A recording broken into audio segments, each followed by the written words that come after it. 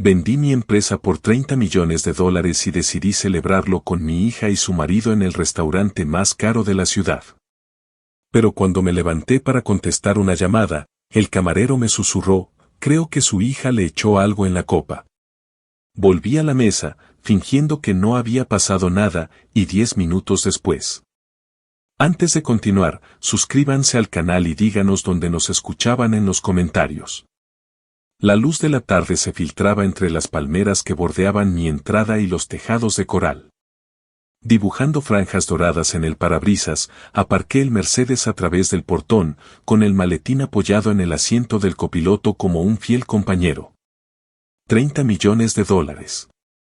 Esa cifra resonaba en mi pecho, una confirmación de 40 años dedicados a construir algo de la nada.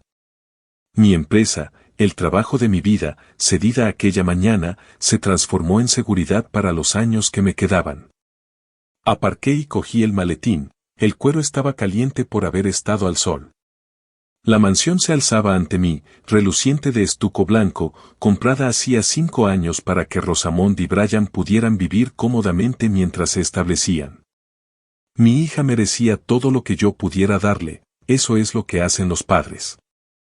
Rosamond, Brian, llamé desde el vestíbulo, mi voz resonando en el suelo de mármol. Primero reinó el silencio, luego oí pasos desde arriba, voces apagadas. Me acerqué al pie de la escalera, con una mano en la barandilla, lista para subir y darles la noticia. Tiene que ser esta noche. La voz de Brian se fue apagando, cortando el silencio con un tono cortante. Me quedé paralizada, con un pie en el primer escalón. ¿Y si se da cuenta? ¿Y si? Respondió Rosamond con voz tensa y débil. No se dará cuenta. Confía en ti. Ese es precisamente el quid de la cuestión. Apreté con fuerza la barandilla.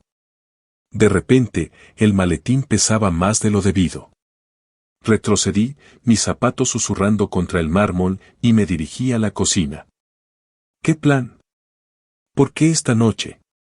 Las preguntas me rondaban como buitres, pero las reprimí, obligando a mi respiración a calmarse. Preparé café, mis manos realizando movimientos familiares mientras mi mente daba vueltas. La máquina de café express siseó y gorgoteó. Toqué el teléfono 3 veces, con los dedos suspendidos sobre el contacto de mi abogado, pero no pulsé el botón de llamada. Todavía no. Tal vez entendí mal. Tal vez la paranoia viene con la riqueza repentina, todos me lo advertían. 20 minutos se arrastraron antes de que se oyeran pasos bajando las escaleras. Puse cara de alegría y me giré para saludarlos. Rosamond apareció primero, la mano de Brian descansaba sobre su espalda baja, como en un gesto de posesión. Mi hija llevaba demasiado maquillaje para una tarde tranquila en casa. La sonrisa de Brian brillaba, blanca y ensayada. Cerré el trato. Dejé mi taza de café con sumo cuidado. ¿30 millones? ¿Te lo puedes creer? Eso es. Las patas de Rosamond se estiraron un instante de más. Es maravilloso, papá. Su énfasis recayó en la sílaba equivocada. Yo había criado a esta mujer, conocía su ritmo como la palma de mi mano. Esto no era asombro, era teatro. Enhorabuena, o sea. Brian dio un paso al frente, con la mano extendida. No es papá, aunque me había llamado así durante 5 años. Debes estar encantado. Pensé que celebraríamos. Le di la mano y conté los segundos hasta que me soltó. Juntos, como una familia, los dedos de Rosamond encontraron su anillo de bodas, girándolo una y otra vez. Claro que estamos muy orgullosos de ti. Las palabras sonaron huecas, como monedas que caen en un pozo vacío. Vi cómo sus ojos se dirigían hacia Brian, buscando permiso o instrucciones. No sabría decir cuál. Costa Azul, dije, probándolas. A las 8, invito yo. La expresión de Brian cambió, algo depredador se vislumbraba tras su apariencia refinada. Generoso como siempre. La palabra, generoso, tenía un significado que no comprendía. ¿Resentimiento? ¿Anticipación? No tienes por qué, empezó Rosamond. Quiere, cariño. Brian la interrumpió con precisión quirúrgica. ¡Qué celebre! Los observé a ambos, fijándome en cómo se colocaban entre las escaleras y yo, en cómo sus miradas se cruzaban en una conversación silenciosa. El ambiente se sentía extraño, como la bajada de presión antes de una tormenta. Quiero que mi hija esté allí, y tú también, Brian. Pronuncié las palabras lentamente, atenta a cualquier reacción. Ninguno se inmutó. Faltaban 2 horas para la cena. Subí a mi habitación para prepararme, pasando junto a la puerta cerrada del dormitorio de Rosamond. Se oían voces, apagadas pero urgentes. Me acerqué más, con la vergüenza ardiendo en mi pecho, mientras me esforzaba por oír. ¿Y si alguien nos ve?, preguntó Rosamond asustada. Nadie se dará cuenta. Todos pensarán que simplemente ha bebido demasiado vino. Se me heló la sangre. No puedo creer que estemos. ¿Quieres seguir viviendo aquí? La voz de Brian se endureció. ¿Quieres el dinero? Entonces deja de dudar. Silencio. Luego, Rosamond, apenas un susurro. De acuerdo. De acuerdo. Esta noche. Me aparté de la puerta y mi reflejo se detuvo en el espejo del pasillo. 63 años, rostro confiado, ojos de tonto. ¿Cuánto tiempo había estado ciego? Me dirigí a mi habitación, cerré la puerta con llave y me quedé en medio de un costoso vacío. Los gemelos antiguos de mi padre me esperaban en su estuche de terciopelo. Me los abroché con dedos temblorosos, como una armadura para una batalla que aún no tenía nombre. En el baño, volví a mirarme al espejo y tomé una decisión. Fotografié mi vaso de agua, mi frasco de colonia, mi Bourbon intacto, acciones paranoicas que resultarían premonitorias. Sentía el teléfono más pesado que el maletín. Revisa el testamento. Llama al abogado mañana. Susurré las palabras en voz alta, haciéndolas realidad. Cuando salí, vestido con mi mejor traje, los encontré esperándome en la puerta. Caminamos hacia el coche en un silencio ensordecedor. Conduje mi Mercedes, mi coche, mi control, al menos por ahora. Rosamond se sentó en el asiento del copiloto. Brian se acomodó detrás de mí, con la mano apoyada en el reposacabezas, los dedos casi rozándome el hombro, marcando territorio. Los miraba por el retrovisor más que la carretera. Brian me miró a los ojos una vez y sonrió. No era amigable. Lo sabía. Hermosa noche, dije, rompiendo el silencio tóxico. Perfecto para una celebración, respondió Brian. Rosamond se removió en su asiento. Papá, ¿qué planes tienes? Por el dinero. Apreté el volante con fuerza. ¿Planes? Solo quería saber si habías pensado en el futuro. Tu voluntad. Cosas así. Se me tensaron todos los músculos del cuerpo. Todavía estábamos a 5 minutos del restaurante y ya quería hablar de mi muerte. Qué curioso que lo menciones, dije, manteniendo la calma. Entramos en Azure Coast Circular Drive. El valet, Marcus, se acercó con su habitual cordialidad profesional. Buenas noches, señor Lane. Un placer verlo. Me alegra estar aquí, Marcus. Le entregué las llaves, agradecido de ver una cara conocida. Alguien que me conocía como algo más que un objetivo. Detrás de mí, Brian se inclinó hacia Rosamond, apenas moviendo los labios. ¿Recuerdas de qué hablamos? Me giré bruscamente. ¿Qué fue eso, Brian? Su recuperación fue demasiado fácil, demasiado ensayada. Solo le recordaba a Rosamond la suerte que tenemos de tenerte. Las palabras deberían haber sonado agradecidas. En cambio, sonaban como una esquela leída demasiado pronto. Entramos en el restaurante y seguí a mi hija y a mi yerno a través de unas puertas que bien podrían haber sido la entrada a mi tumba. Pero aún así entré, dejando atrás el maletín, abandonando la confianza ciega en su lugar, observando todo ahora con la claridad de un hombre que por fin comprende que es una presa. El anfitrión nos condujo por el comedor principal de Azure Coast, pasando junto a mesas donde otras familias reían, sin sospechar los secretos que ocultaban tras sus propias apariencias. Los ventanales, que iban del suelo al techo, daban a la bahía de Biscayne, y las luces de la ciudad comenzaban a brillar sobre el agua oscura. Nuestra mesa, junto al cristal, ocupaba una posición privilegiada, con una vista espectacular.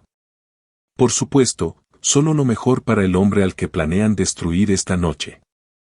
Aparté la silla de Rosamond, una vieja costumbre difícil de erradicar. Se sentó sin mirarme a los ojos. Brian se apropió del asiento de cara a la sala, colocándose en una posición que le permitía observar todo y a todos. Yo ocupé la silla restante, la que estaba contra la pared, lo cual me pareció perfecto. Yo también quería observar. Apareció un camarero, joven y eficiente, que dejó los menús y recitó las especialidades que no entendí. Mi atención se centró en la disposición de la mesa, Rosamond a mi izquierda, Brian enfrente, mi copa de vino justo a su alcance. Vino, sugirió Brian, haciendo una seña al sumiller. Por supuesto. Mantuve un tono de voz ligero, con curiosidad por ver hasta dónde llegarían con esta actuación. Llegó el sumiller, presentando la carta de vinos con reverencia. Brian pidió un Burdeos que costaba $300 la botella. Mi dinero, su gusto. Asentí con aprobación, observando los dedos de Rosamond danzar sobre el mantel, dibujando figuras invisibles. Minutos después, se acercó otro camarero, mayor, de unos 40 y tantos años, con una mirada atenta que delataba su perspicacia. Su placa decía Kevin. Sirvió el vino con una precisión casi de profesional, llenando cada copa hasta el nivel adecuado. El líquido de color burdeos intenso captó la luz de las velas, prometiendo calidez y celebración. Observé la posición de cada copa, memorizando su ubicación. ¿Brindamos? Brian alzó su copa, y la función continuó. Por los nuevos capítulos, ofreció Rosamond con la voz ligeramente quebrada. Por la familia, repliqué, y las vi a ambas paralizarse un instante antes de reaccionar. Brindamos, y el cristal brilló contra el cristal. Me llevé la copa a los labios, pero no bebí, la dejé sobre la mesa justo cuando el móvil vibró en mi bolsillo. Momento perfecto, o quizá intervención de alguna fuerza que a veces protege a los incautos. Disculpen. Saqué el móvil, miré la pantalla, el número de mi contable. Debería aceptarlo. Detalles del trato. El alivio de Rosamond se reflejó en cómo sus hombros se relajaron un poco. Brian asintió, magnánimo. Por supuesto. El negocio nunca se detiene. Me quedé de pie, con el teléfono pegado a la oreja, y caminé hacia las puertas de la terraza. A través del cristal, aún podía ver nuestra mesa y observar sus movimientos. La voz del contable resonaba monótonamente en mi oído. Números de confirmación, fechas de transferencia, documentación que revisaría mañana. Pero mis ojos permanecían fijos en mi hija y en el hombre que la controlaba. En la terraza solo había otras dos parejas, lo suficientemente alejadas para tener privacidad. La fresca brisa de octubre me acarició el rostro. Me giré ligeramente, manteniendo el contacto visual con nuestra mesa a través de las puertas de cristal. Fue entonces cuando lo vi. Rosamond se inclinó hacia adelante, llevando la mano hacia mi copa de vino. La postura de Brian cambió. Se enderezó, levantó la mano hacia Kevin, que pasaba, llamándolo para pedirle pan, agua o alguna otra necesidad inventada. Una táctica de distracción. Kevin cambió de rumbo, siguiendo la señal de Brian. Pero la posición de Kevin le permitía ver la mesa. Lo vi bajar la mirada, vi cómo su expresión pasaba de la cortesía profesional a la alarma. Rosamond retiró la mano rápidamente. Algo se movió entre sus dedos, con tanta rapidez, con tanta práctica. La copa de vino permanecía inocente donde la había dejado. Pero incluso desde la terraza, pude ver que el líquido había cambiado. Más oscuro, más denso. Mi contable me hizo una pregunta. Le di una respuesta automática. Mientras mi mundo se reorganizaba en torno a la traición confirmada, Kevin terminó con Brian, se alejó, pero sus ojos volvían una y otra vez a mi vaso. Sus movimientos se volvieron inseguros, su fachada profesional resquebrajándose. Lo observé debatiéndose entre su obligación con los clientes y su conciencia. Tras 3 minutos que parecieron horas, la conciencia se impuso. Colgué justo cuando Kevin se acercaba a la puerta de la terraza. Se abrió paso a empujones, buscándome con la mirada, y me encontró junto a la barandilla. ¿Señor Lane? Su voz denotaba nerviosismo, una leve ruptura en la calma que solía caracterizarle en el sector servicios. ¿Kevin? Volví a leer su nombre en la placa, memorizándolo. ¿Algo fallaba en el servicio? Miró hacia el comedor, hacia nuestra mesa, visible a través del cristal. Rosamond y Brian conversaban aparentemente con tranquilidad. Pero noté la tensión en sus espaldas, esperando mi regreso. Señor, yo. Kevin retorció la toalla de bar que llevaba entre las manos. No sé cómo decir esto. Podría perder mi trabajo. Pero vi cómo tu hija ponía algo en tu copa de vino. Mientras estabas al teléfono, un líquido transparente de un pequeño frasco. Esas palabras deberían haberme escandalizado. En cambio, lo cristalizaron todo con una claridad terrible. ¿Estás seguro?, pregunté, aunque yo mismo lo había visto. Necesitaba confirmar que no estaba perdiendo la cabeza. Completamente seguro, señor. La copa a su izquierda, con el vino que aún no ha tocado. Sus ojos me suplicaban que le creyera, que actuara. Llevo 6 años trabajando aquí y nunca había visto nada igual. Pero lo vi claramente. Metí la mano en mi cartera, saqué un billete de $100 doblado y se lo di. Gracias, Kevin. Puede que me haya salvado la vida. Sus dedos se cerraron sobre el dinero por reflejo. ¿Qué vas a hacer? Nada que te involucre, te lo prometo. Vuelve al trabajo. Olvida esta conversación. Asintió con la cabeza, con una mezcla de alivio y preocupación reflejada en su rostro. Luego desapareció de nuevo en el comedor. Me quedé en la terraza, el aire frío agudizando mis pensamientos, observando a través del cristal cómo Rosamond revisaba su teléfono compulsivamente y la mano de Brian descansaba posesivamente sobre la mesa. Reclamando espacio, reclamando control, reclamando lo que él creía que pronto sería suyo, mi hija, mi propia hija. Hace 36 años, la tuve en brazos minutos después de nacer, le prometí todo, cumplí cada promesa que le hice. Y esta noche, intentó envenenarme, no lo intentó, me envenenó. La copa esperaba sobre la mesa, un inocente recipiente de cristal que contenía la muerte. La cuestión no era si debía enfrentarlos, sino cómo hacerles entender exactamente lo que habían hecho y lo que yo haría en represalia. Saqué el móvil de nuevo y esta vez fotografié la mesa a través del cristal. Ángel capturó las 3 copas y documentó sus posiciones. Eran pruebas, aunque aún no había decidido para qué. Guardé el teléfono en el bolsillo. Mi reflejo me devolvió la mirada desde la puerta de cristal. Un hombre negro de 63 años, con un traje caro, un empresario de éxito, un padre entregado. Ese hombre murió esta noche. Lo que regresó al restaurante sería algo más frío, más duro, capaz de sobrevivir en territorios que jamás había imaginado recorrer. Empujé las puertas. El bullicio del comedor volvió a inundar el ambiente, conversaciones, risas, el tintineo de la plata, los sonidos cotidianos de personas que creen que sus familias las aman.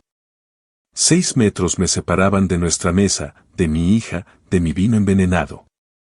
Cada paso calculado, midiendo, preparando. Cuando llegué a mi silla, mi rostro solo reflejaba una leve disculpa por la larga llamada. Me senté, tomé la carta, le sonreí a ambos, como quien no acaba de presenciar su asesinato. Lo siento. Dejé la carta, toqué la copa de vino ligeramente, un roce de dedos contra el tallo, un simple gesto para reconocer su presencia. Los problemas con el acuerdo ya están resueltos. Rosamond suspiró con alivio. La sonrisa de Brian se ensanchó. ¿Pedimos algo?, pregunté. Me muero de hambre. Y sí, no de hambre, sino de justicia, de venganza, de verlos beber el veneno que habían preparado para mí. Disculpen. Coloqué la servilleta sobre mi regazo con una facilidad casi ensayada.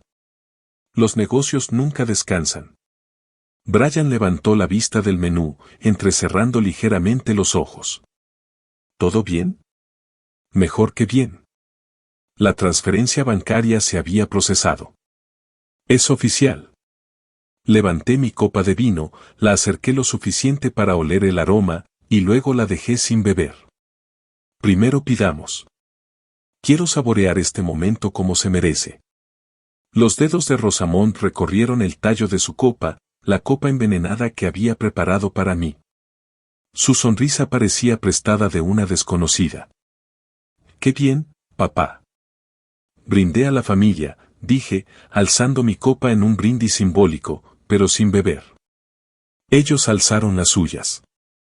Crystal sonó al unísono. Las observé beber mientras la mía permanecía intacta. Los ojos de Rosamond se dirigían constantemente a mi vaso, una pregunta que se gestaba tras su fingida compostura. ¿Por qué no estaba bebiendo? Miré la carta, fingiendo estar pensando. La lubina chilena suena perfecta. Brian, ¿qué vas a pedir?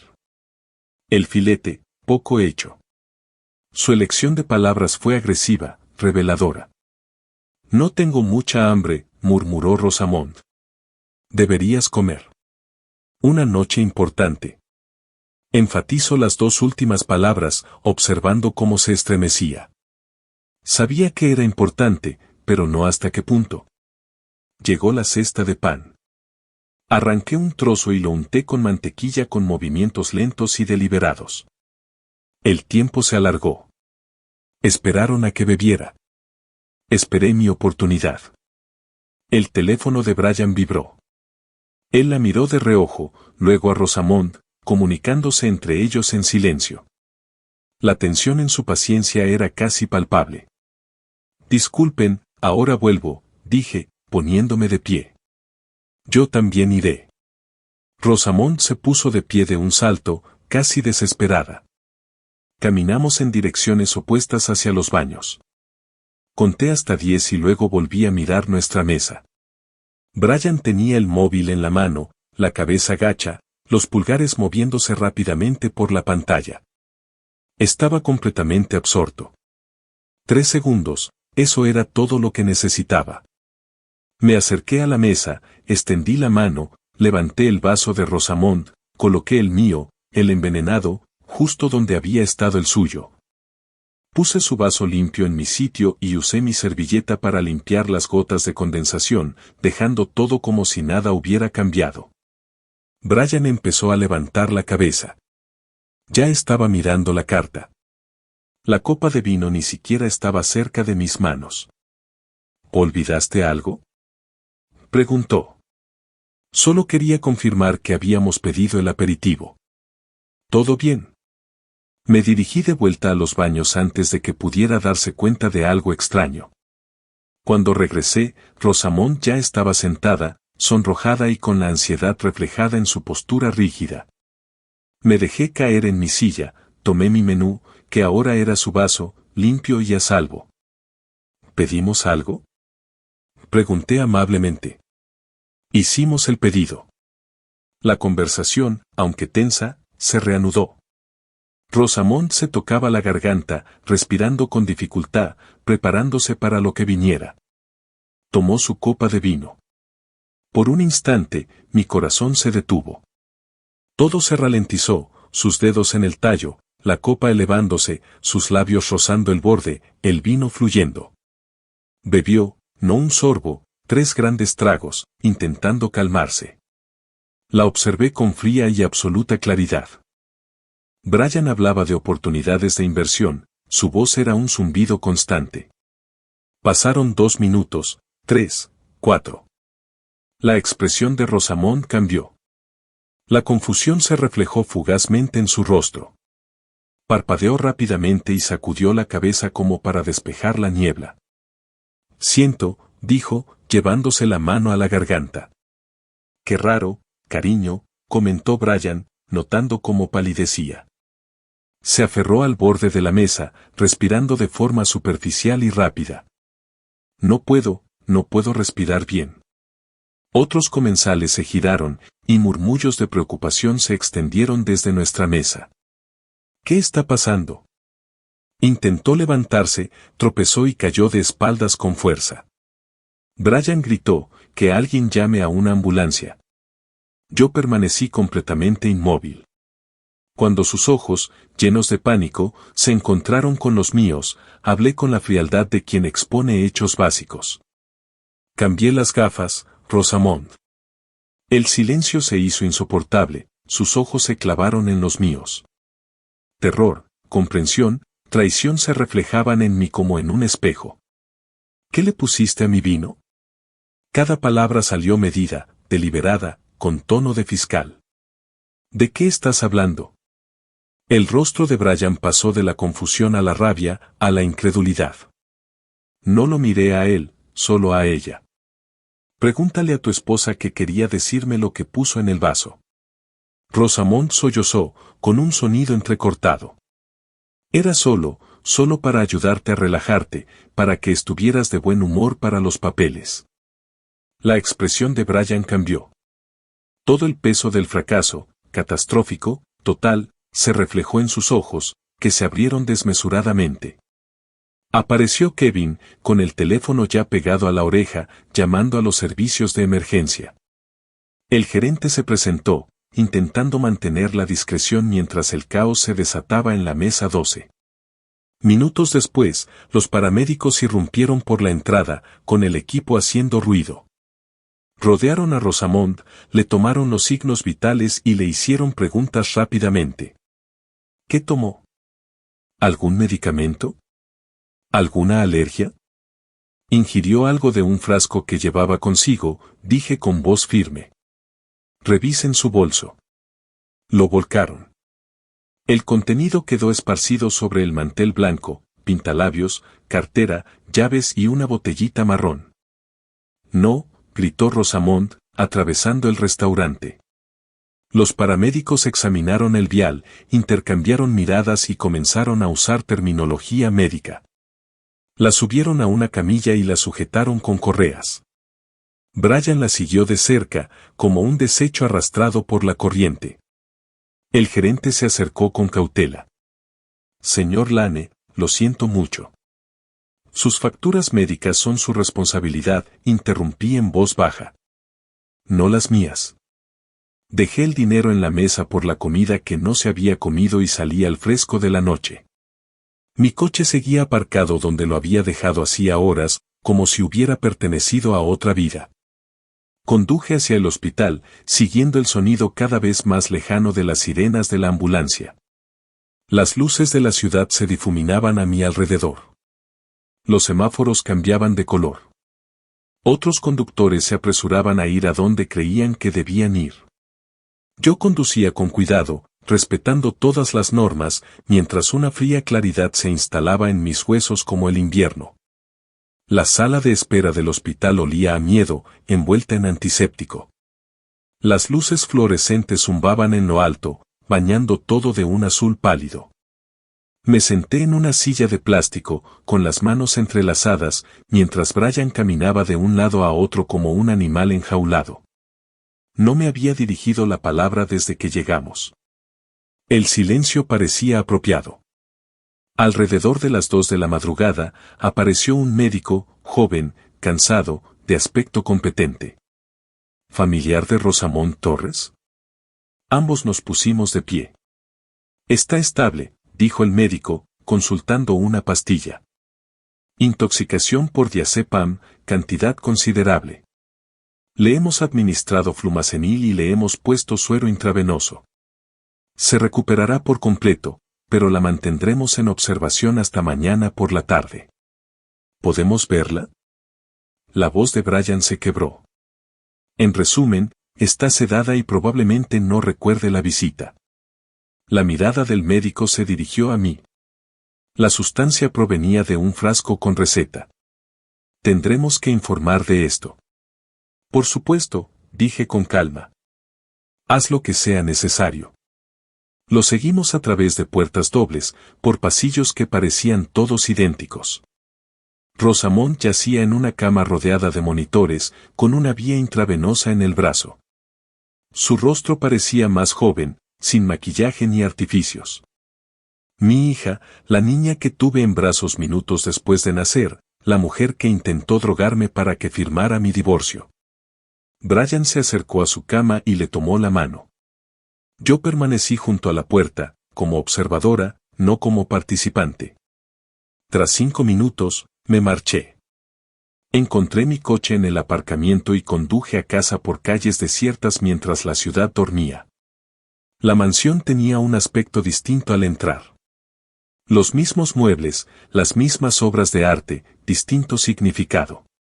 Recorrí habitaciones que ahora sentía como territorio enemigo, me detuve frente a la puerta cerrada del dormitorio de Rosamond. Más allá, la cama donde había conspirado con Brian, el espacio donde habían ensayado mi asesinato. Continué hacia mi estudio, cerré la puerta y me quedé junto a la ventana, observando cómo la oscuridad se desvanecía lentamente del cielo. El amanecer llegó con precisión quirúrgica, la luz naranja reemplazando a la negra, nítida y clara. Dormir parecía irrelevante. En vez de eso, me preparé un café, fuerte, amargo, tan caliente que quemaba. Me senté en mi escritorio y empecé a escribir en mi cuaderno de cuero, no emociones, sino hechos, fechas, conversaciones, transacciones financieras, creando una cronología. Alrededor de las 8, oí que se abría la puerta principal, Brian regresaba, sus pasos resonaban pesados en las escaleras, la puerta se cerró con fuerza controlada, su ira vibraba a través de las paredes. Bajé, me serví otra taza de café y esperé. Llegaron juntos a casa alrededor de las 2 de la tarde. Rosamond caminaba despacio, con los papeles del alta hospitalaria apretados en la mano y vestida con la ropa del día anterior. Tenía los ojos hundidos y la piel pálida. No me miró. Brian la sostenía con una mano en el codo, por protección o necesidad, imposible saberlo. Me quedé de pie en el arco de la sala. Tenemos que hablar. Creo que ya hemos terminado de hablar, replicó Brian. Siéntense. No fue una petición, algo en mi tono los obligó a obedecer. Se dejaron caer en el sofá, formando un frente unido contra mí. Quiero que se vayan de esta casa, dije en voz baja. Tienen hasta fin de mes. El rostro de Rosamond se contrajo. Papá, por favor, intentaste envenenarme, drogarme para que firmara algo estando incapacitada. ¿Qué papeles eran, Rosamond? ¿Un poder notarial, una modificación del testamento, escrituras de compraventa? Abrió la boca, la cerró. Las lágrimas le resbalaron por las mejillas. Por fin unas verdaderas, pero se las quitó por sí misma, no por lo que había hecho. Brian se inclinó hacia adelante, con la voz endurecida. Podemos explicarlo. Estás exagerando. Ella cometió un error. Lo lamenta. Lamenta haber fallado. Dejé mi taza de café con precisión. Hay una diferencia. Cambiaste los vasos a propósito. Su acusación quedó suspendida en el aire. Envenenaste a tu propia hija. Le devolví el regalo, nada más. Nos miramos fijamente, con las líneas trazadas, la guerra declarada. No nos vamos, dijo Brian secamente. Esta es nuestra casa, tenemos derechos. Sin derechos, sin reclamaciones, nada. Me dirigí hacia las escaleras a finales de febrero. Después de eso, emprenderé acciones legales. Detrás de mí, Rosamond sollozaba. La voz de Brian se elevó. Veremos qué opinan los abogados sobre el maltrato a personas mayores y la incapacidad mental. Me detuve y me di la vuelta. Inténtalo, por favor, dame más pruebas.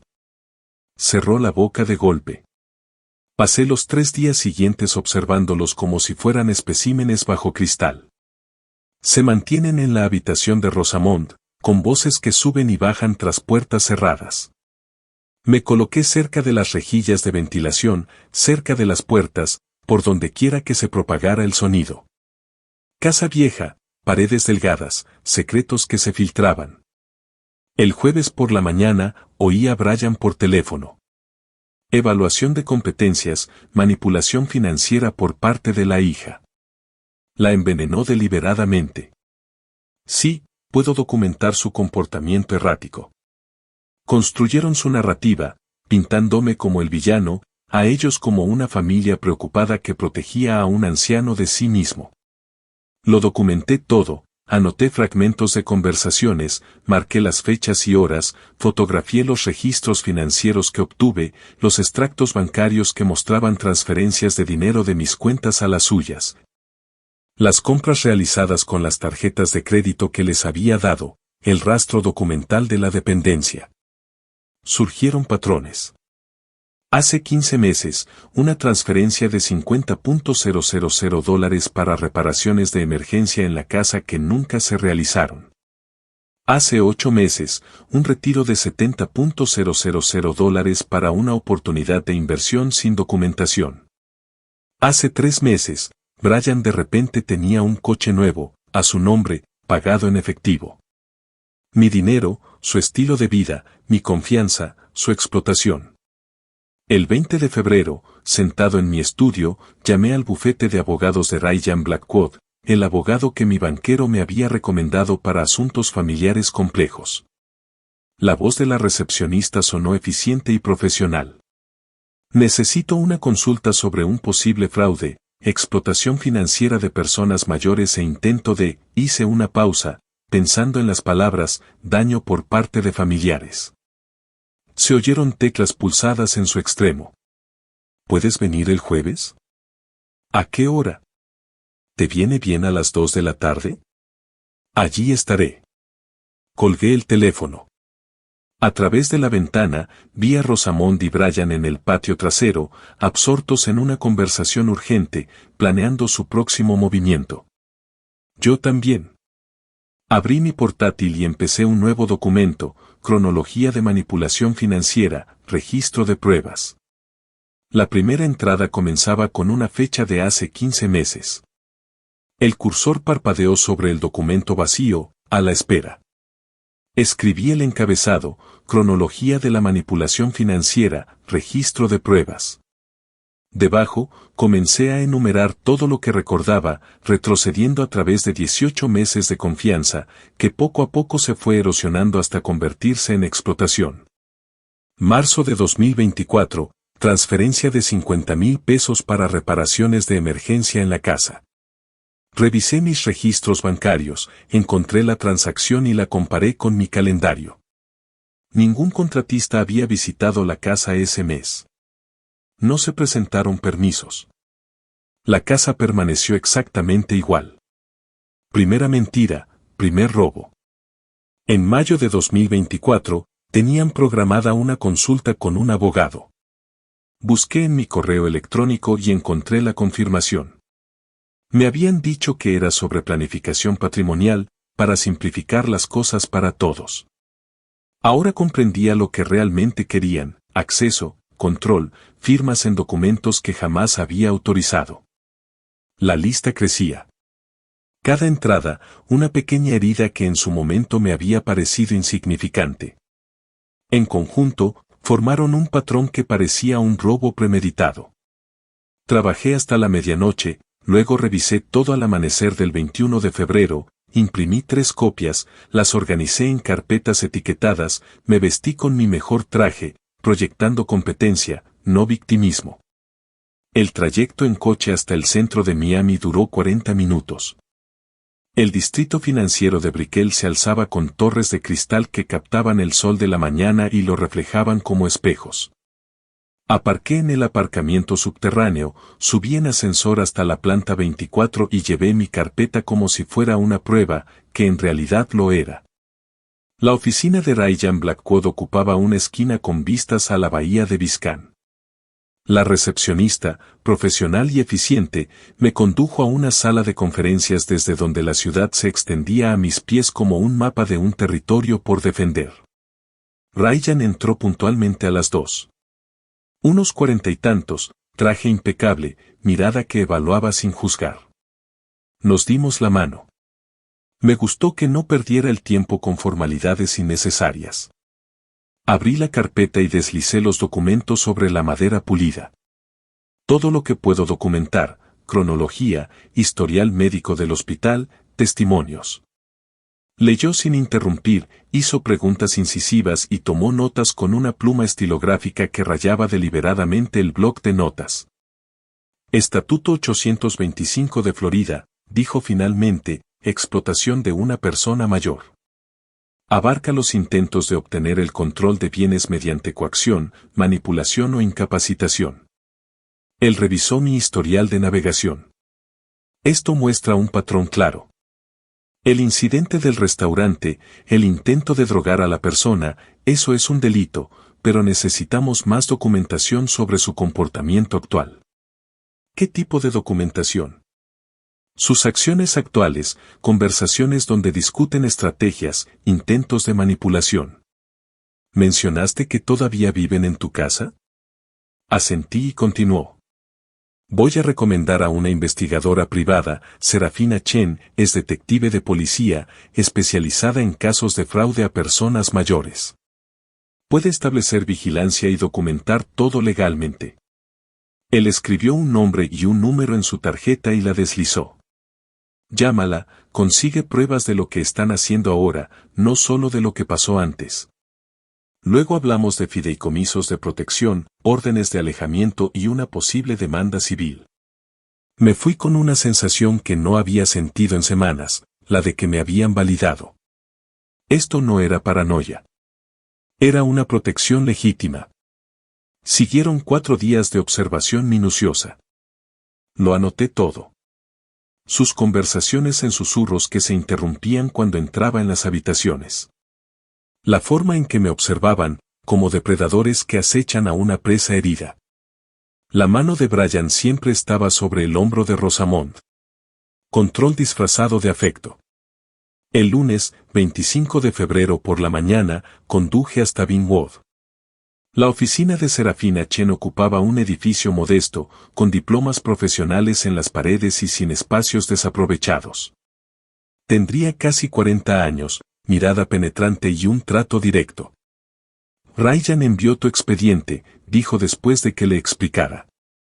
Intoxicación en restaurantes, explotación financiera, convivencia prolongada con personas hostiles. ¿Quiere vigilancia? Cualquier método que documente su comportamiento, legalmente. Cámaras en las zonas comunes de su propia casa, legal. Sala de estar, cocina, pasillos, audio y video. Copia de seguridad en la nube, acceso desde el teléfono. Me dio un presupuesto. 5,000 de anticipo más honorarios por hora. Firmé el contrato sin dudarlo. El dinero no valía nada comparado con la verdad. Necesitaré acceso el martes, dijo. ¿Podría sacarlos un par de horas? Lo organizaré. El martes por la mañana, durante el desayuno, mencioné casualmente. Necesito algunas cosas de ese mercado especializado en Coral Gables. ¿Te importaría recogerlas? Quizás podamos almorzar juntas. Te di una lista detallada. Cosas de una tienda a 30 minutos de aquí. Salieron a las 10. Le envié un mensaje a Serafina. Llegó 15 minutos después con los maletines del equipo. Las cámaras se colocaron en una estantería del salón, en un reloj de la cocina sobre la mesa y en un detector de humo del pasillo. Pequeñas, invisibles, grabándolo todo. 90 minutos después, instalación completada. Todo completamente normal, indicó. No dejes que se den cuenta de que los estás observando. La mejor prueba surge cuando se sienten seguros. Esa noche, me senté en mi estudio con los auriculares puestos, viendo las grabaciones del día. Su regreso del recado, la conversación en la cocina mientras desempacaban la compra. Está demasiado callado, dijo Rasaman con voz tensa por la preocupación. Es sospechoso.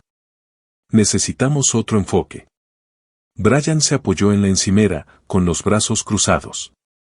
El tiro directo no funcionó. Era hora del tiro indirecto. Guardé el archivo, le puse la fecha y la etiqueta. Registro de evidencias, entrada 1. Los días siguientes me permitieron crear mi archivo. 28 de febrero, Brian habló sobre planes de contingencia. 1 de marzo, Rasaman estaba preocupado porque yo actuaba de forma extraña. 2 de marzo, buscaron abogados para impugnar mi capacidad mental. El 3 de marzo, el historial de búsqueda de Brian mostraba declaraciones de incapacidad parental. Cada conversación fue documentada, guardada y organizada en carpetas por tema. Los observé conspirar contra mí con la paciencia metódica de quien construye un caso legal ladrillo a ladrillo. Serafín enviaba informes semanales, su actividad en redes sociales, compras en línea, búsquedas en registros públicos, el rastro digital de quienes se preparaban para la guerra. El 4 de marzo decidí darles justo lo que querían. En el desayuno, me froté las sienes. Últimamente me siento muy cansada. Levantaron la cabeza de golpe, como sabuesos siguiendo un rastro. Esa noche, durante la cena, fingí haber olvidado dónde había dejado mis gafas de lectura. He estado muy olvidadizo. Rasaman se inclinó hacia adelante, fingiendo preocupación. Quizá deberías ir al médico, papá. A tu edad es normal, añadió Brian con naturalidad, pero sin duda conviene comprobarlo. Asentí, haciéndome el viejo confundido. Más tarde, al revisar la grabación, los vi celebrar mi confesión como si fuera un regalo.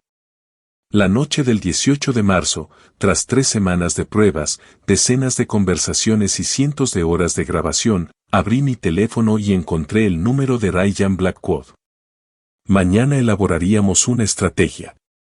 Es hora de pasar de la documentación a la acción. Los artículos se publicaron el 5 de marzo.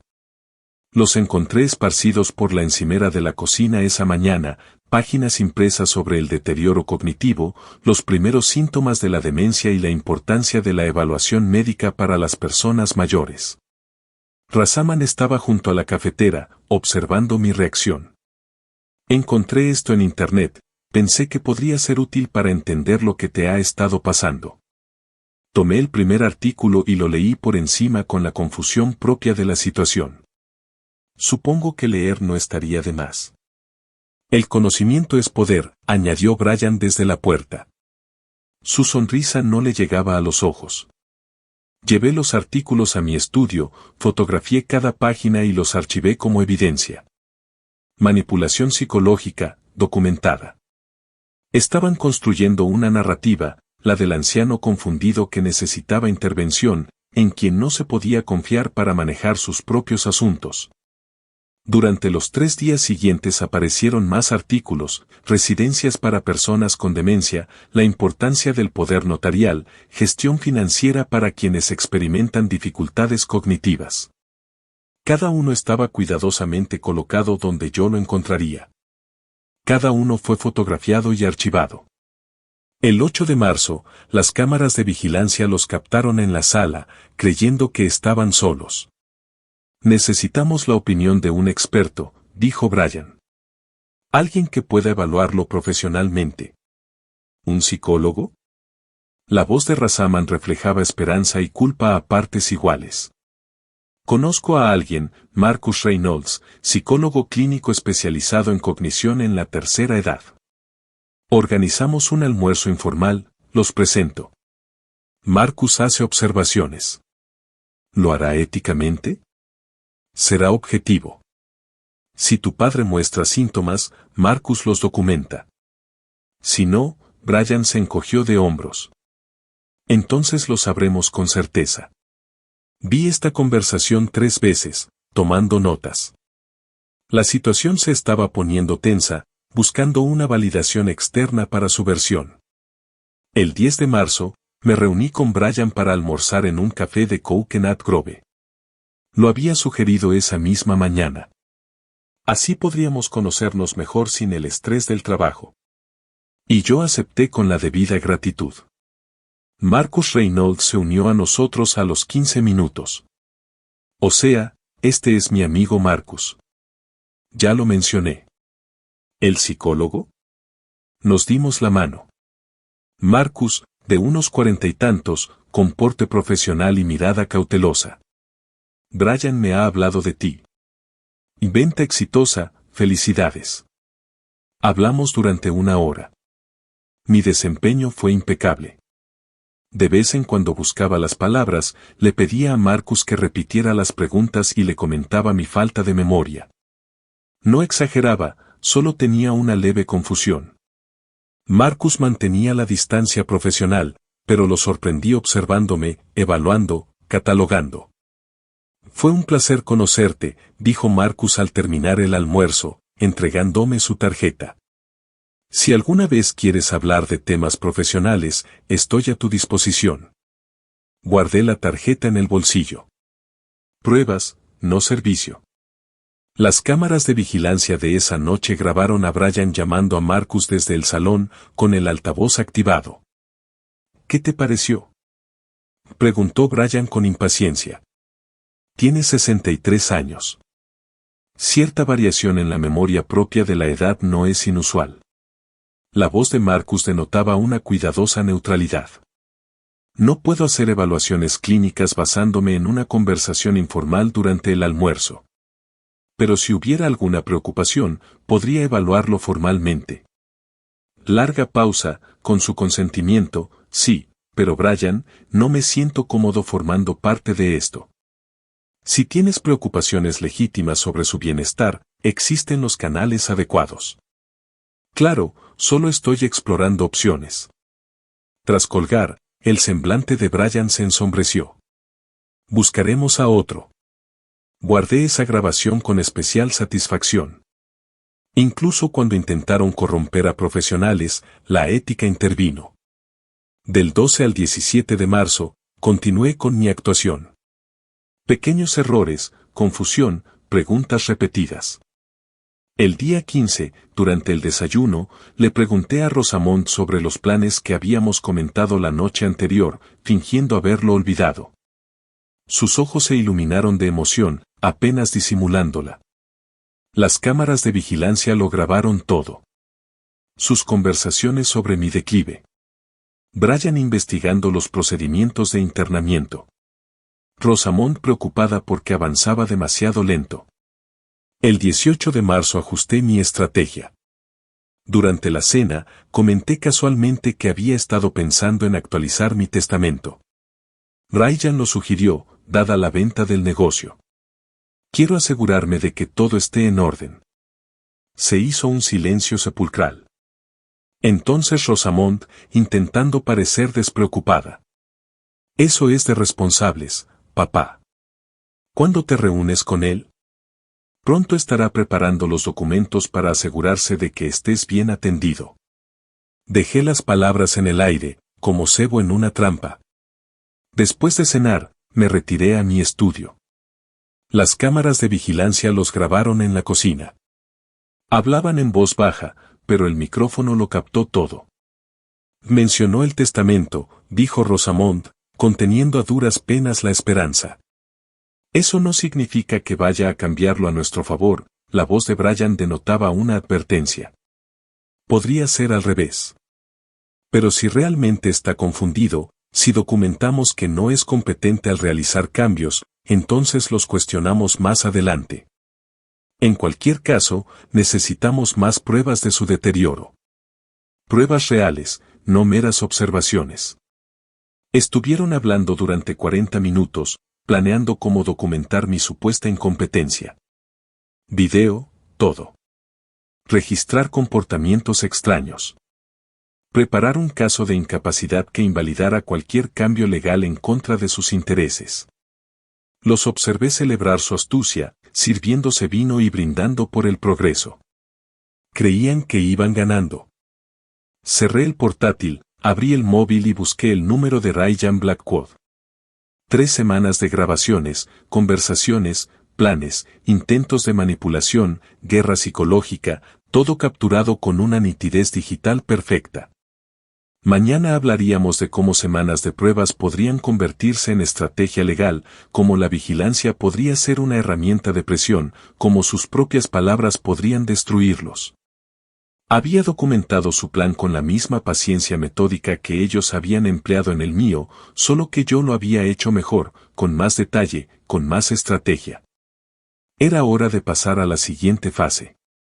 Es hora de demostrarles lo que pasó cuando subestimaron a un hombre que construyó un imperio desde cero, que entendía que el verdadero poder residía en la preparación, la documentación y saber exactamente cuándo atacar. Le envié un mensaje a Ryan. Tengo nuevas pruebas contundentes. Necesitamos una reunión urgente. Respondió en cuestión de minutos. Viernes a las 10 de la mañana, traigan todo.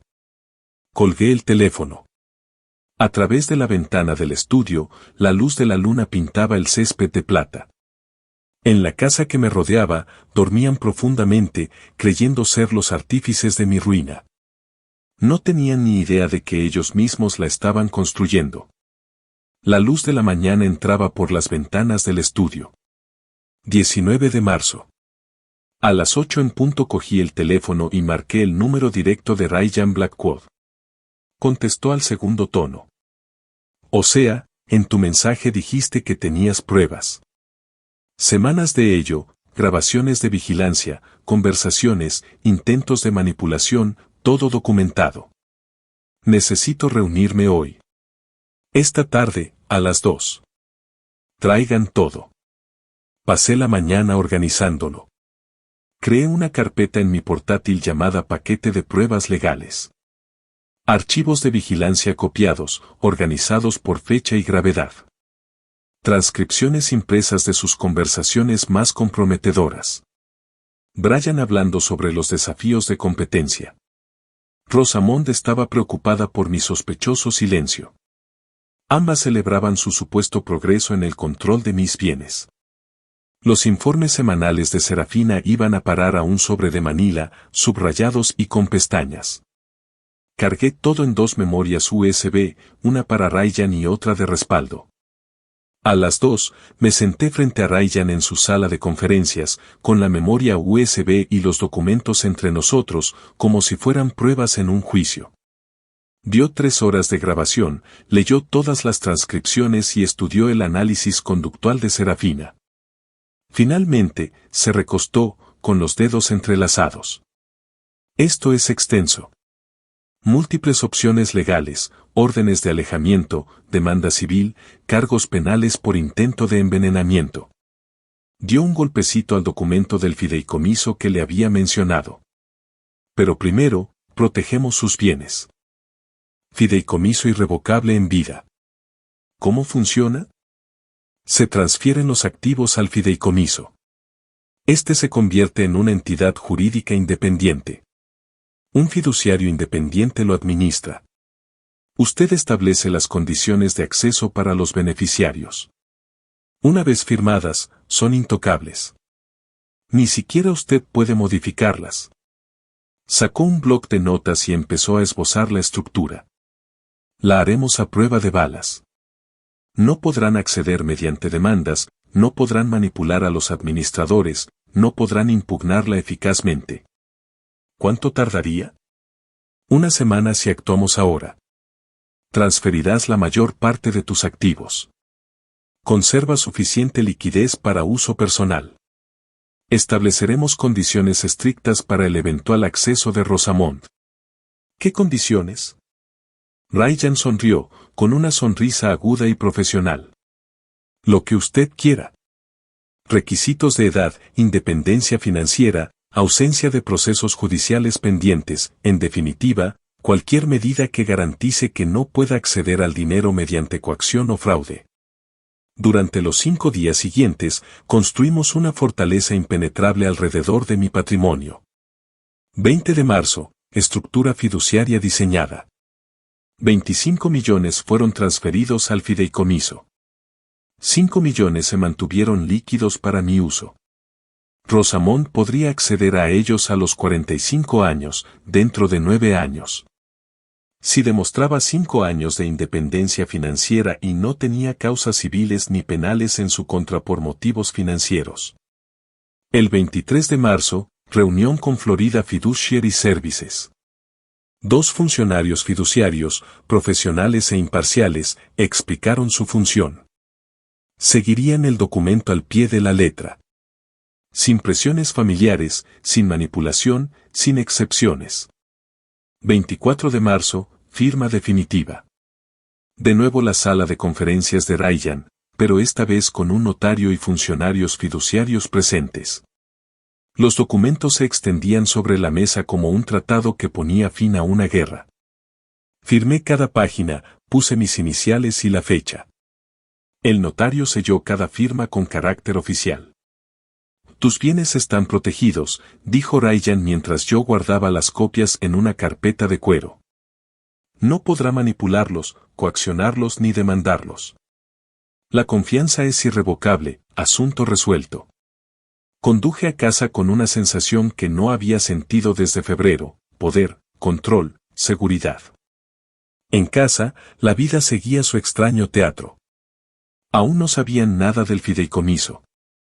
Las cámaras de vigilancia grabaron sus conversaciones informales sobre la herencia.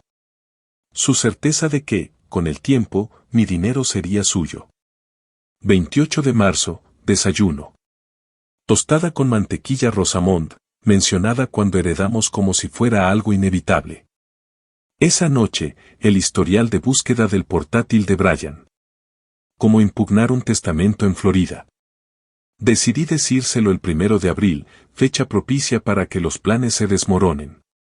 El 31 de marzo les envié un mensaje a ambos. Reunión familiar mañana, 10 de la mañana, en la sala, importante. Ryan me había aconsejado hacerlo en público o con testigos. Podrían ponerse agresivos. Mi casa, respondí. Mis reglas. Las cámaras lo grabarán todo. El 1 de abril llegó un día claro y brillante. Coloqué mi portátil conectado al televisor, con las imágenes de vigilancia preparadas.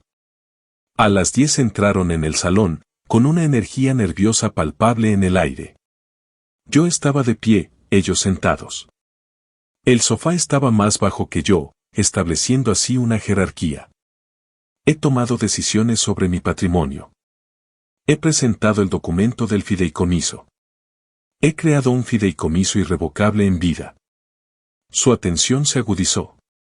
Expliqué sistemáticamente: 25 millones transferidos, fideicomisario independiente, condiciones de acceso, edad mínima de 45 años, independencia financiera, sin litigios pendientes.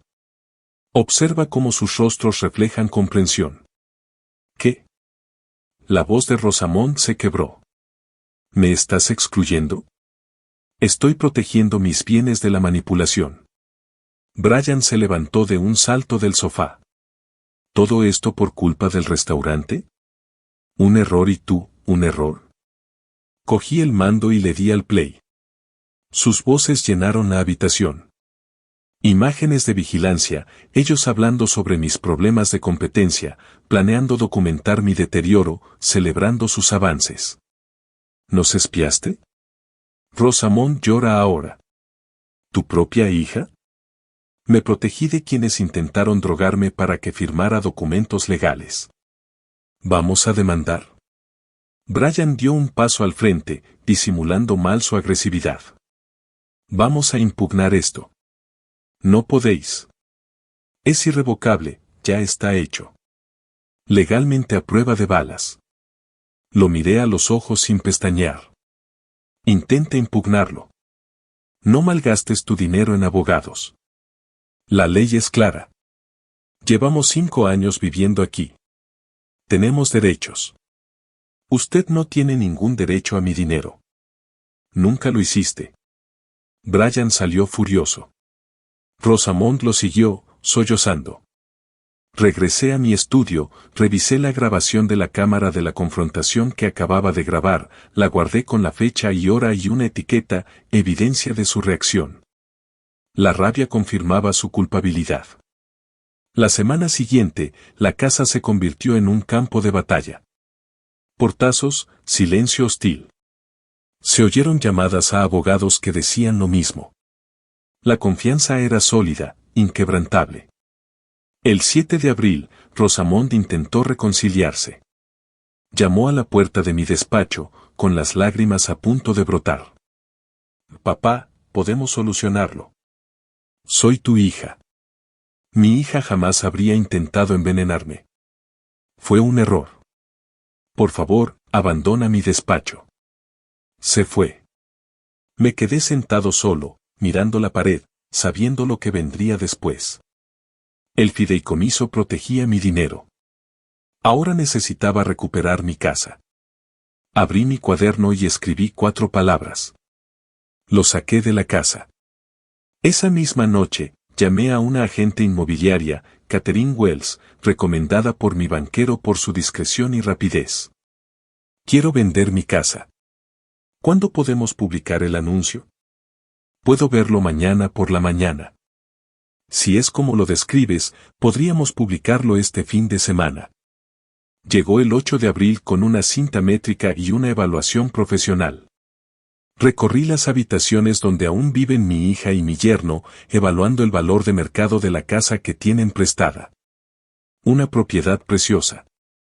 Puedo ponerla a la venta por 7 millones. Este mercado se mueve rápido, pero la propiedad debe estar vacía para las visitas. Y lo estará. El anuncio se publicó el 10 de abril. Primeras visitas programadas para el 12 de abril. Avisé a Rosamond y Brian por mensaje de texto. Visitas el viernes. Tendrás que irte durante 3 horas, respondió Brian por mensaje. ¿Vendes la casa? Sí. No hubo respuesta. Se fueron el viernes por la mañana y, al regresar, encontraron tarjetas de visita de posibles compradores sobre la encimera de la cocina. Sus rostros reflejaban la comprensión de que yo estaba destrozando su vida por completo. El 15 de abril, le pedí a Ryan que redactara el aviso de desalojo. Formal, legal, definitivo, con 60 días para desalojar. Se lo entregué esa misma noche mientras estaban sentados en la sala, su sala prestada. Brian lo leyó, con el rostro ensombrecido. Lo rompió por la mitad. No pueden desalojarnos. Esta es nuestra casa. Lea el aviso. Adivine lo que quiera. Sin contrato de arrendamiento, sin alquiler, sin derechos de inquilino. 60 días, 15 de junio. Lucharemos contra esto. Inténtalo. Contrataron a un abogado. El 16 de abril, escuché su consulta telefónica a través de cámaras de vigilancia. La valoración del abogado coincidió con la de Ryan. Si no existe un contrato de arrendamiento, tiene motivos. Usted vive allí con permiso, el cual ahora está revocando. Ryan presentó la demanda de desahucio el 20 de abril. La fecha del juicio está fijada para el 10 de mayo, dentro de 3 semanas. Mientras tanto, yo alquilé un apartamento en el centro. Alquiler mensual, frente al mar, tranquilo. Un lugar limpio, sin rencores. Me mudé el 28 de abril. La casa se convirtió en territorio hostil. Me quedé casi siempre en el apartamento, volviendo solo para lo imprescindible. En cada visita, las cámaras de vigilancia captaron su desesperación. Rosamond lloraba, Brian estaba furioso, ambos llamaban a abogados que no tenían soluciones. Llegó el 10 de mayo, juzgado de Miami-Dade, tercer piso, juicio de desahucio. Ryan y yo nos sentamos en la mesa de los demandantes. Al otro lado del pasillo, Rosamond, Brian y su abogado, joven e incompetente, consciente de que no tenía caso. El juez Martínez tomó asiento. Un hombre de unos 50 años, de expresión seria y con experiencia en ver a gente intentar eludir las consecuencias. Su abogado se puso de pie. Señoría, mis clientes han vivido en esta propiedad durante 5 años. ¿Bajo qué acuerdo?, interrumpió el juez Martínez.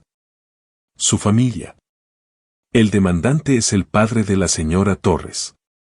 Eso no es un contrato de arrendamiento. ¿Pagan alquiler? No, pero ¿tienen un contrato de arrendamiento por escrito? No, señoría. Entonces son huéspedes sin contrato. El señor Lane ha dado el preaviso correspondiente de 60 días. Miró a Ryan. Sí, señoría, cumplieron condena el 15 de abril. Tienen hasta el 15 de junio para desalojar. El juez Martínez revisó los documentos. No veo ningún impedimento legal para este desalojo. El demandante es el propietario del inmueble. Los demandados no tienen contrato de arrendamiento ni de alquiler. La notificación fue correcta. Ella miró a Rosamond y a Brian. Tiene plazo hasta el 15 de junio. Después de esa fecha, podrá intervenir la policía. Se concede la moción. El mazo crujió. Decisión final. En el pasillo, Brian me encaró con voz baja y amenazante. Te arrepentirás. Estás destruyendo a tu propia familia. Estoy eliminando a quienes me envenenaron. Te haremos pagar. ¿Con qué dinero? Me alejé, dejándolo balbuceando en el pasillo. Las siguientes 5 semanas transcurrieron en un tenso enfrentamiento. Me quedé en el apartamento. Ellos permanecieron en la casa, empacando lentamente, buscando desesperadamente propiedades de alquiler que no podían costear sin mi ayuda. Las cámaras de vigilancia grabaron discusiones interminables, a Rosamond derrumbándose y la furia de Brian ante su completa derrota. El 14 de junio recibí la confirmación. El comprador de la casa había completado la inspección y la venta estaba aprobada para cierre en agosto, a la espera de la entrega de la posesión. El 15 de junio fue el día de la mudanza. Llegué a la casa al mediodía. Había un camión grande en la entrada, cargando los muebles. Rosamond, con los ojos enrojecidos y el rostro demacrado, daba instrucciones a los operarios. Brian cargaba cajas, con movimientos bruscos que reflejaban una furia contenida. Ni siquiera me saludaron. Me quedé de pie en el césped, observándolos cargar sus pertenencias, todo lo que les había comprado, todo lo que habían acumulado durante 5 años viviendo de mi generosidad. El camión arrancó a las 4. Se marcharon en el coche de Brian sin mirar atrás. Entré en la casa vacía, el eco de los pasos resonaba en el suelo de madera. No había muebles, ni rastro de ellos, ni rastro de veneno en el aire. Habitación por habitación, recorrí el espacio recuperado, marcas en las paredes donde antes colgaban cuadros, hendiduras en la alfombra donde antes había muebles. La casa parecía un cascarón vacío, contaminada por lo que había ocurrido dentro, pero al fin, dichosamente vacía. Mi teléfono vibró. Ryan, ¿desalojo completado? ¿Listo para hablar de la demanda civil? Me quedé de pie en el centro de la sala, mi sala, mirando a mi alrededor el vacío. Vender la casa borraría su presencia por completo. Pero primero, una acción legal más, un golpe definitivo más. Le respondo, sí, programemos una reunión para el lunes. Es hora de que esto sea definitivo. Le escribo mi respuesta a Ryan. Sí, programemos la reunión para el lunes. Era hora de que esto quedara registrado definitivamente. Me rodeaba el salón vacío, sin muebles, solo el suelo de madera y el eco. Me senté, con la espalda contra la pared, el portátil apoyado en las rodillas, y abrí por última vez las carpetas de pruebas, meses de documentación, grabaciones de vigilancia ordenadas por fecha. Historiales médicos del hospital, la declaración de Kevin, los informes de Serafina. Cada conversación, cada intento de manipulación, cada prueba de que lo que me sucedió no fue paranoia, sino explotación premeditada. Creé un documento cronológico final, imprimí todo y lo organicé en una carpeta expandible con pestañas etiquetadas. Cada elemento contaba una parte de la historia. En conjunto, eran innegables. El lunes, 16 de junio por la mañana, me reuní con Ryan en su oficina. Extendió las pruebas sobre la mesa de conferencias como si se tratara de los documentos de una acusación. Demanda civil conforme al Estatuto de Florida 825-103, dijo Ryan, tomando notas. Explotación de ancianos, manipulación financiera, intento de drogar, coacción que agravará la angustia emocional, fraude, conspiración, solicitando $500,000 en daños y perjuicios más costas. Esto no se trata de dinero, dije. Lo sé, se trata de que quede constancia pública, de documentar lo que hicieron. Levantó la vista de sus notas. ¿Quieren consecuencias? Exactamente. Presentamos la denuncia el 17 de junio. Rosamond y Brian recibieron la notificación judicial en su nuevo apartamento, un pequeño piso de 2 habitaciones en un barrio muy alejado del lujo de Coral Gables. El agente judicial informó que apenas habían desempacado. Su abogado contactó a Ryan a los pocos días, con la voz tensa por el altavoz. Mis clientes no pueden permitírselo. Ya están arruinados. Deberían haberlo tenido en cuenta antes de intentar drogar y estafar a su benefactor, respondió Ryan con frialdad. Comenzó la investigación. Ryan solicitó sus registros financieros. Los extractos bancarios revelaron la verdad. Sin ahorros, viviendo al límite de sus tarjetas de crédito, ahogados en deudas creadas por sus expectativas de vida. El 28 de junio llegó la oferta de acuerdo. Me reuní con Ryan en su oficina para revisarla. Plan de pagos de $50,000, admisión privada de culpabilidad, sin juicio. Es razonable, dijo Ryan con cautela. Claramente no pueden pagar la sentencia completa, pero el acuerdo sería confidencial, sin registro público. Devolví los papeles sobre su escritorio. No, quiero que esto sea público. Quiero que conste en los archivos judiciales para siempre. El juicio es arriesgado. El juez podría conceder una indemnización menor. El dinero no me importa. Me importa el récord. Lo miré a los ojos. Intentaron destruirme. Quiero que quede constancia oficial de que estaban equivocados y yo tenía razón. Ryan asintió lentamente. Entonces iremos a juicio. Julio se convirtió en el mes de preparación. Kevin confirmó que testificaría. El médico del hospital presentó una declaración jurada pericial. Serafina preparó las pruebas de vigilancia para presentarlas ante el tribunal. Yo presté declaración. Horas de preguntas respondidas bajo juramento, sentando las bases fácticas. 25 de julio, audiencia preliminar. El juez fijó la fecha del juicio para el 28 de julio. Aquella mañana de lunes amaneció despejada y calurosa. Me vestí con mi mejor traje y llegué temprano al juzgado del condado de Miami-Dade. La jueza Catherine Morrison presidía la sesión. Tenía unos 50 años y era conocida por su imparcialidad y sus sentencias contundentes. Ryan había recomendado un juicio ante un juez en lugar de un juicio con jurado. Los jueces entienden mejor el derecho de la tercera edad que los ciudadanos comunes, explicó. Alegatos iniciales. Ryan presentó la cronología y el resumen de las pruebas con meticulosa precisión. Su abogado, joven y superado por las circunstancias, argumentó que un malentendido familiar se había exagerado. Kevin fue el primero en declarar. Describió el incidente del restaurante con total convicción. Vi a la señora Torres verter algo de un pequeño frasco en la copa de vino del señor Lane mientras él estaba lejos de la mesa. Líquido transparente, acción deliberada.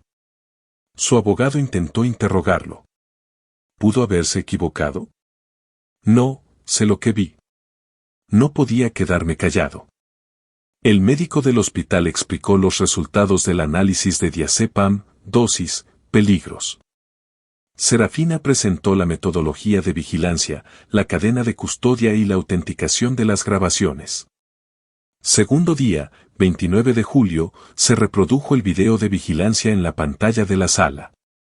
Sus propias voces llenaban el espacio, hablando de problemas de competencia, planificando la consulta de Marcus y celebrando su supuesto progreso hacia la herencia. Brian dijo, tiene 63 años, ya no está lúcido. La voz de Rosamond decía, nos merecemos este dinero. Vi al juez Morrison tomar notas, con expresión seria y concentrada. Rosamond testificó, llorando. Admitió el incidente del restaurante, pero afirmó que solo quería que él la escuchara hablar sobre documentos importantes. Brian testificó a la defensiva y hostil. Me culpó por reaccionar de forma exagerada ante un conflicto familiar. Luego me tocó el turno. El estrado de los testigos tenía un aire solemne, formal, con todos observándome. Dije mi nombre, mi edad y mi parentesco con los acusados. Respondí a las preguntas de Ryan con calma y precisión. Restaurante, vigilancia, creación de confianza, desalojo. Presenté las pruebas una por una. El interrogatorio se tornó agresivo. ¿No está usted siendo vengativo, señor Lane? Busco que se rindan cuentas. Hay una diferencia. La jueza Morrison formuló su propia pregunta, ¿por qué iniciar un proceso civil después de la protección fiduciaria y el desalojo? La miré fijamente. Porque lo que hicieron estuvo mal. Debe constar en los registros públicos. Para mi protección, como precedente, por la verdad. 30 de julio, alegatos finales. Ryan, esto es un caso típico de explotación de ancianos. Intento de drogarlos, manipulación financiera, coacción psicológica. Las pruebas son contundentes. Su abogado. Conflicto familiar y falta de criterio, sí. Pero no explotación criminal. La jueza Morrison cerró su cuaderno. Emitiré el fallo por escrito en 2 semanas. Salí del juzgado bajo el calor de la tarde, con la satisfacción de haber cumplido mi cometido. Dije la verdad públicamente, presenté las pruebas. Ahora la justicia decidiría si la verdad importaba. 2 semanas de espera, 2 semanas preguntándome si el sistema validaría lo que había sufrido o lo descartaría como un drama familiar. Regresé a mi apartamento temporal, vi la puesta de sol sobre la bahía de Biscayne y esperé a que el mundo confirmara lo que ya sabía, que había hecho bien en protegerme, en defenderme, en exigir justicia. 15 de agosto. La luz del amanecer se filtraba sobre el océano frente a mi balcón. El café humeaba en mi mano, amargo, familiar, reconfortante. 2 semanas después de que terminara el juicio, el teléfono sonó a las 9 en punto. O sea, Ryan, ya tenemos el veredicto. Me senté, con la vista del océano extendiéndose infinitamente ante mí. Y el juez falló a su favor, victoria total. Se hallaron pruebas claras y convincentes de explotación de personas mayores, intento de fraude financiero e infligir intencionalmente angustia emocional. Sentencia por $350,000 más costas judiciales. $75,000 en concepto de daños punitivos. $425,000 en total. La cifra parecía abstracta. Hay más, continuó Ryan. Orden de alejamiento permanente. Les está prohibido contactarle, ya sea directa o indirectamente. No se permiten llamadas, cartas ni comunicaciones a través de terceros. La infracción conlleva cargos por desacato. ¿Y el pago? No tienen nada. Plan de pagos ordenado por el tribunal. Embargo de salarios futuros hasta que se salde la deuda. Podría tardar años. Pero la sentencia es de dominio público y se puede consultar. Documentación permanente de lo que intentaron. Eso era lo que quería, no dinero. Documentación, validación, constancia pública de que no era paranoica ni cruel, de que había sido víctima de un ataque y que tenía todo el derecho a defenderme. Gracias, Ryan, por todo. Tú hiciste el trabajo, yo solo lo legalicé. Después de colgar, me senté a ver cómo amanecía. La opinión escrita llegó por correo electrónico una hora después. Leí cada página, escribió el juez Morrison. Las pruebas presentadas demuestran la explotación premeditada de una persona mayor por parte de quienes ocupaban puestos de confianza. El incidente en el restaurante, el intento de drogar a alguien para facilitar la firma de documentos, constituye por sí solo un delito. Las grabaciones de vigilancia posteriores revelan manipulación y planificación continuas. Este tribunal considera que las acciones de los acusados son reprobables y merecedoras de las máximas sanciones civiles. Reprobable, pena máxima. Documento público. Imprimí la opinión y la archivé. Un documento más en un caso ya cerrado. El 16 de agosto cerré la compra de la casa de Coral Gables, vendida a una familia joven por $2,75 millones. Jamás sabrán lo que ocurrió entre esas paredes. La llenarían con recuerdos distintos, vidas distintas, futuros distintos. Ese mismo día, compré un apartamento en el centro. 10º piso, ventanales del suelo al techo, vistas al océano hasta el horizonte. $850,000, compra al contado en la venta de la casa. Moderna, impecable, sin historia. Me mudé el 18 de agosto. Los muebles llegaron y se colocaron de forma sencilla. Nada excesivo, nada innecesario. El espacio se sentía como respirar después de estar bajo el agua. 20 de agosto, última reunión con Sara Fina, en su oficina de Vinewood, el certificado seguía colgado en la pared. Caso cerrado, dijo, entregándome una memoria USB. Todas las grabaciones de vigilancia, informes y documentación. Que conste en acta que gracias por todo. Lo hicisteis fácil, eran predecibles. Se puso de pie y extendió la mano. Cuídate, o sea. Nos dimos la mano, asunto zanjado. La relación profesional terminó. El 22 de agosto, estaba sentada en mi nuevo balcón, con el teléfono en la mano.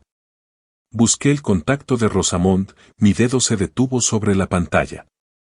Borrar contacto, apareció un cuadro de diálogo de confirmación. Pulsé que sí. Su nombre desapareció, el de Brian después. Ambos desaparecieron de mi teléfono, de mi vida, de mi futuro. La orden de alejamiento les impedía comunicarse. Aunque quisieran disculparse, reconciliarse o explicarse, la ley lo impedía. 3 años como mínimo, tiempo suficiente para que la vida siguiera su curso sin ellos. No sentí nada, ni satisfacción, ni tristeza, solo una paz serena. El 23 y 24 de agosto, establecí nuevas rutinas, café por la mañana en el balcón, paseos por la tarde junto al mar, lectura nocturna con el sonido del océano colándose por las ventanas abiertas. Llamé a viejos amigos a quienes había descuidado durante el caos, hice planes para almorzar, retomé el contacto con ellos y reconstruí mi vida social más allá de la vigilancia y las batallas legales. El 25 de agosto, el atardecer pintó el cielo en capas, el naranja fundiéndose con el púrpura y luego con el azul profundo. Estaba en mi balcón, con el café enfriándose en la mano, viendo cómo el día se convertía en noche. 6 meses desde febrero, desde aquel restaurante, desde la advertencia de Kevin, el interruptor de cristal y todo lo que vino después. Protegí mis bienes mediante el fideicomiso, los desalojé de mi casa, los hice responsables mediante una sentencia civil y dejé constancia pública de su explotación. Gané, pero no lo sentí como una victoria. Lo sentí como sobrevivir, como emerger de aguas oscuras y darme cuenta de que sigo respirando. Mi hija había intentado envenenarme. Esa verdad pesaba, era inmutable, pero me negaba a ser víctima, me negaba a aceptar la manipulación, me negaba a dejar que la confianza me hiciera vulnerable a la destrucción. El océano se extendía infinito, la línea del horizonte nítida y definida. En algún lugar de la ciudad, detrás de mí, Rosamund y Brian vivían con las consecuencias, una deuda judicial que los perseguía durante años. Antecedentes penales que afectaban sus solicitudes de empleo y verificaciones de antecedentes, una orden de alejamiento que les impedía cambiar su versión de los hechos o buscar una reconciliación en sus propios términos. No los odiaba. El odio requería energía, atención, dedicación emocional. Todo eso lo había dedicado a la documentación, la preparación y las batallas legales. Ahora solo tenía paz. El sol tocó el horizonte, los colores se intensificaron y las luces de la ciudad comenzaron a centellear a mis espaldas. Mi café se había enfriado, pero no me moví para rellenarlo, simplemente me quedé allí, observando cómo el ciclo de la naturaleza continuaba ajeno al drama humano. Había construido un imperio de la nada, lo vendí por 30 millones, protegí 25 millones mediante un fideicomiso inquebrantable, perdí a una hija, pero me salvé a mí mismo. Encontré justicia en los tribunales y paz en la separación. Algunas historias terminaban con reencuentros familiares, perdón y sanación. Esta terminó con la distancia, la documentación y el alivio de estar a salvo. El sol se ocultó tras el océano, la oscuridad se cernió sobre mí. Terminé mi café frío, dejé la taza en la barandilla del balcón y me quedé mirando cómo aparecían las estrellas. Mañana llamaría a mi antiguo socio para hablar de esa oportunidad de consultoría. La semana que viene comería con amigos. Con el tiempo, tendría citas, viajaría y llenaría mis días con algo más allá de los litigios. Pero esta noche, simplemente me quedé aquí, libre, protegida, sola, pero no solitaria. El océano susurraba contra la orilla allá abajo. La ciudad zumbaba con su ritmo infinito. La vida seguía su curso, indiferente a las luchas individuales, ofreciendo nuevos días a quienes sobrevivían a viejas batallas. Yo había sobrevivido, y eso bastaba. Si te gustó esta historia, dale a me gusta a este video, suscríbete al canal y comparte tus impresiones en los comentarios. Para escuchar la siguiente historia, haga clic en el recuadro de la izquierda.